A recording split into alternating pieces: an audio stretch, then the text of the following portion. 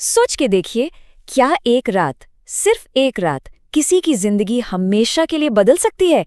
आज हम AJ. Cronin के फेमस नॉवल द सिटाडेल के एक ऐसे ही चैप्टर की कहानी में उतरेंगे। एक ऐसी रात की कहानी जहां एक बच्चे के जन्म के साथ साथ एक सच्चे डॉक्टर का भी जन्म हुआ। मैंने आखिरकार कुछ असली काम किया है। ये लाइन सुनने में कितनी पावरफुल लगती है ना? एकदम गहरी संतुष्टि वाली फीलिंग। लेकिन सोचिए, इस एक लाइन को कहने के उस पल तक पहुंचने के लिए उस इंसान ने क्या-क्या झेला होगा। चलिए, उसी तूफानी रात की कहानी में चलते हैं जिसने इस एहसास को जन्म दिया। तो इस कहानी का जो हीरो है वो एक यंग डॉक्टर है। अभी मेडिकल की पढ़ाई पूरी करके निकला है। नाम है डॉक्टर एंड्रू मैनसन। तो ये हैं doctor Andrew Manson. Medical school से फ्रेश निकले हैं। मतलब किताबी ज्ञान तो पूरा है, लेकिन असली दुनिया के चैलेंजेस वो तो अभी शुरू ही हुए हैं।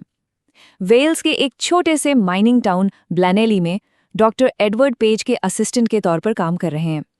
एक्सपीरियंस भले ही कम हो, लेकिन जुनून की कोई कमी नहीं है। एक शाम, जो काफी थकी हुई और थोड़ी निराशाजनक भी थी, एंड्रू अपने घर लौट रहा था। उसे बिल्कुल अंदाजा नहीं था कि उसकी जिंदगी की सबसे बड़ी परीक्षा बस कुछ ही कदम दूर उसका इंतजार कर रही थी। अंधेरे में अचानक एक आवाज आती है, एक घबराई हुई आवाज। ये जो मॉर्गन थे, उनकी पत्नी सूजन बच्चे को जन्म देने वाली थीं और उन्हें डॉक्टर की फौरन जरूरत थी। ये सिर्फ एक मामूली मेडिकल कॉल नहीं थी, ये उस कहानी की शुरुआत थी जो एंड्रू की जिंदगी हमेशा के लिए बदलने वाली थी। और देखिए, ये कोई आम केस नहीं था। जो और सूजन मॉर्गन की शादी को 20 साल हो चुके थे। 20 साल, और ये उनका पहला बच्चा था। आप समझ सकते हैं, उस घर की सारी उम्मीदें, सारी दुआएं बस उसी आने वाले बच्चे से जुड़ी थी। और ये कॉल भी कब आई? आधी रात को, जब वक्त सबसे ज्यादा कीमती होता है। तो नंबर 12 ब्लाइना टेरेस के दरवाजे पर जब एंड्रू ने कदम रखा, उसके लिए ये बस एक और केस था, रूटीन। पर उसे क्या खबर थी कि उस घर के अंदर जो रात बीतने वाली है वो उसके प्रोफेशनल करियर को हमेशा के लिए डिफाइन कर देगी। घर के अंदर तो खामोशी थी, लेकिन एंड्रू के दिमाग में एक अलग ही तूफान चल रहा था। वो बाहर से तो शांत दिखने की पूरी कोशिश कर रहा था, पर शायद किस्मत पर्दे के पीछे उसके लिए एक बहुत बड़ी परीक्षा तैयार कर रही थी। किचन में बैठकर इंतजार का वो लंबा समय, एंड्रू अपने ही ख्यालों में डूबा हुआ था। अपनी पर्सनल लाइफ की उलझनें, अपने रिश्ते, फेल हो रही शादियां, इन सब बातों पर सोच रहा था। वो इस बात से बिल्कुल अनजान था कि बस कुछ ही देर में उसे इन सब ख्यालों से कहीं ऊपर उठकर एक डॉक्टर की भूमिका निभानी पड़ेगी। इंतजार काफी लंबा था। घड़ी में सुबह के 3:30 बज चुके थे और तभी उसे ऊपर बुलाया गया। अब एक्शन का समय था। लगभग 1 घंटे की मुश्किल कोशिश के बाद बच्चे का जन्म हुआ। लेकिन कमरे में खुशी की कोई किलकारी नहीं गूंजी, बल्कि एक एकदम अजीब सी बर्फीली खामोशी छा गई।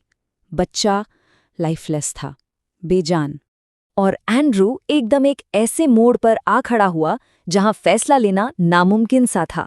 एक तरफ माँ सूजन मॉर्गन, जिनकी नब्ज आहिस्ता आहिस्ता डूब रही थी, और दूसरी तरफ वो बेजान बच्चा जिसे देखकर लग रहा था शायद वो कभी सांस ले ही नहीं पाएगा।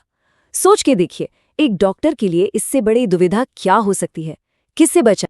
तभी उसके डॉक्टरी इंस्टिंक्ट ने काम किया। 1 सेकंड भी बर्बाद किए बिना एंड्रू ने पहले माँ को बचाने का फैसला किया। फौरन एक इंजेक्शन दिया, जिससे सूजन की हालत आखिरकार स्टेबल हुई। चलो, माँ अब सेफ थी। माँ को तो बचा लिया, लेकिन तभी एंड्रू की नज़र उस नन्हे बेजान शरीर पर पड़ी, जिसे मिडवाइफ ने पूरी तरह से नाउम्मीद होकर बेड के नीचे एक न्यूज़पेपर पर रख दिया था। और यहीं से शुरू हुई एंड्रू की असली लड़ाई, एक ऐसी लड़ाई जो हर उम्मीद के खिलाफ थी। एंड्रू ने एक नज़र में ही प्रॉब्लम समझ ली। मेडिकल टर्म्स में इसे कहते हैं एस्फेक्सिया पैलिडा।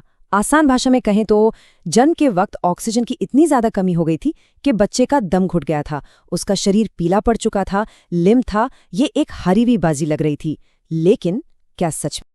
अचानक उसके दिमाग में बिजली की तरह एक पुराना केस याद आया जो उसने कभी पढ़ा था। वो लगभग चिल्लाया, मिडवाइफ से फौरन गर्म और ठंडा पानी लाने को कहा।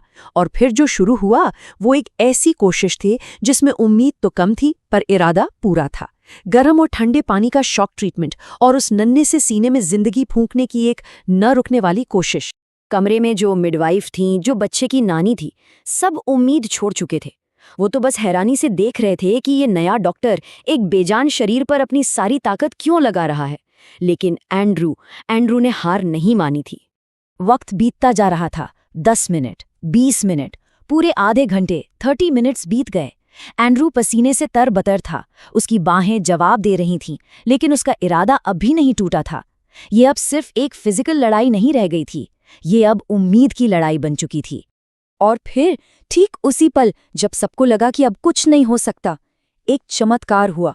सच में उस नन्ही सी छाती में एक हल्की सी हरकत हुई, नाक से एक छोटा सा पानी का बुलबुला निकला, और फिर वो आवाज गूंजी जिसका सबको इंतजार था, एक बच्चे के रोने की हल्की सी आवाज। जिंदगी आखिरकार जीत गई थी। उस बच्चे ने अपनी पहली सांस ले ली थी, लेकिन ये सिर्फ उसकी पहली सांस नहीं थी। इस एक सांस ने सिर्फ उसे ही नहीं, बल्कि डॉक्टर एंड्रू मैनसन को भी एक नया जन्म दिया था, एक प्रोफेशनल के तौर पर। इसी एक सांस ने उसे असली काम का मतलब समझाया। तो इस पूरे इंसिडेंट से हमें क्या सीखने को मिलता है? यही कि किताबों का ज्ञान जरूरी है, वो फाउंडेशन है, लेकिन असली परीक्षा तो प्रेशर में, मौके पर सही फैसला लेने की होती है। ये कहानी हमें याद दिलाती है कि डॉक्टर होना सिर्फ एक जॉब नहीं है, ये एक बहुत बड़ी जिम्मेदारी है। और शायद सबसे बड़ी सीख कि जब आपके इरादे मजबूत होना, तो जो चीज़ नामुमकिन लगती है वो भी मुमकिन हो जाती है। इसीलिए ये कहना बिल्कुल गलत नहीं होगा कि उस बच्चे का जन्म असल में डॉक्टर एंड्रू मैनसन का एक सच्चे डॉक्टर के रूप में रीबर्थ था, पुनर्जन्म था। उस रात उसने सिर्फ अपनी डिग्री को जस्टिफाई नहीं किया, बल्कि अपने प्रोफेशन की आत्मा को सार्थक किया। तो चलिए अब वापस उस पहली लाइन पर आते हैं जो हमने शुरू में सुनी थी। जब सुबह की पहली किरण के साथ थका हारा एंड्रयू घर जा रहा था, तो उसकी सारी थकान पर एक अजीब सी गहरी संतुष्टि हावी थी। अब हम समझ सकते हैं कि जब उसने कहा, मैंने आखिरकार कुछ असली काम किया है, तो उसकी क्या मायने। और ये कहानी हमें एक बड़े सवाल के साथ छोड़ जाती है। कोई भी इंसान अपने काम में असली कब बनता है? क्या सिर्फ रूल्स फॉलो करके और अपनी ड्यूटी पूरी करके, या फिर उम्मीद से भी आगे जाकर किसी की जिंदगी में पॉजिटिव बदलाव लाकर? इस पर ज़रूर सोचिएगा।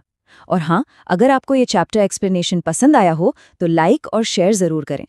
ई पाठशाला यूट्यूब चैनल को सब्सक्राइब करना ना भूलें।